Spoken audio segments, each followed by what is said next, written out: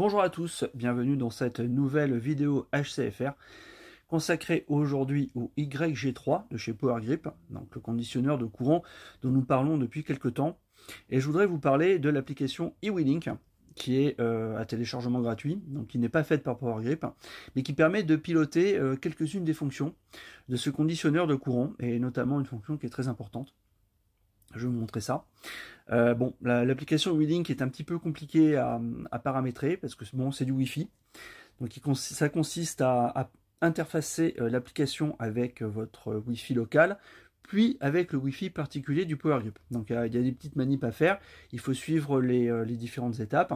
D'où l'importance, encore une fois, de télécharger le manuel en PDF qui se trouve sur le site de PowerGrip. Donc, je vais ouvrir l'application pour vous montrer à quoi ça ressemble. Voilà. Bon, moi j'ai déjà interfacé le YG3 avec l'application, donc c'est pour vous épargner le fastidieux temps qui nécessite d'interfacer les différentes choses, les différentes manips. Bon, si j'ai réussi à le faire, vous y arriverez aussi. Et comme vous le voyez, il y a 4 canaux. Donc ces 4 canaux, en fait, simplement avec des fonctionnalités on-off, et que l'on retrouve sur le PowerGrip.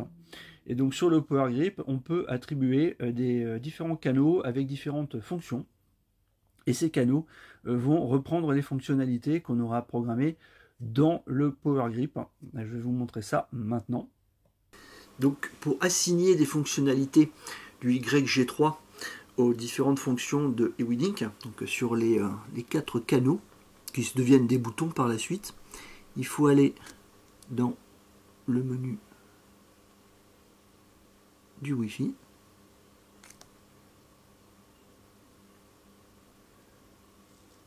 On descend. Voilà. Et ici, donc, on peut entrer.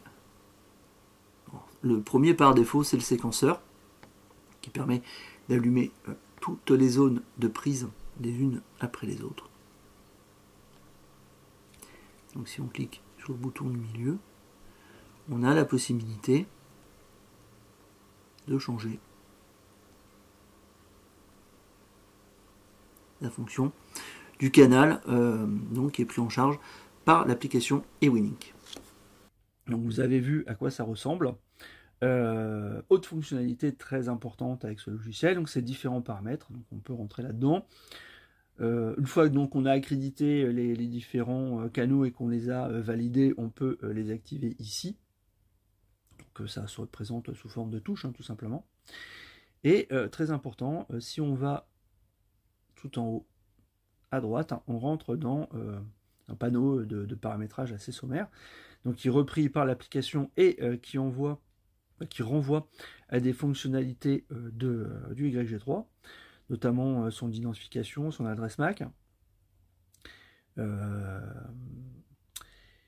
et surtout, donc je reviens dessus, tout en haut, la version actuelle de l'appareil.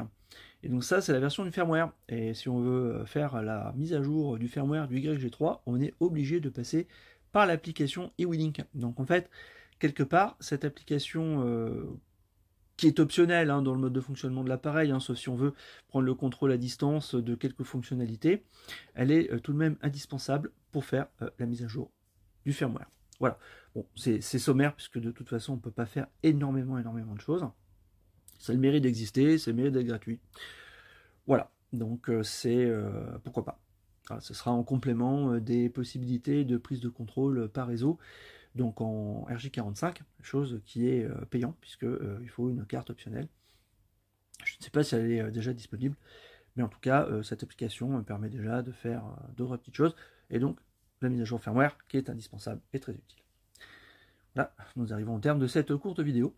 Je vous remercie de nous avoir regardé jusqu'au bout, et je vous donne rendez-vous sur notre forum et nos pages magazines dans lesquelles nous allons détailler le test du PowerGrip YG3, qui est un conditionneur de courant assez particulier, et que je trouve qui a une conception globale assez novatrice, très intéressante dans ses possibilités.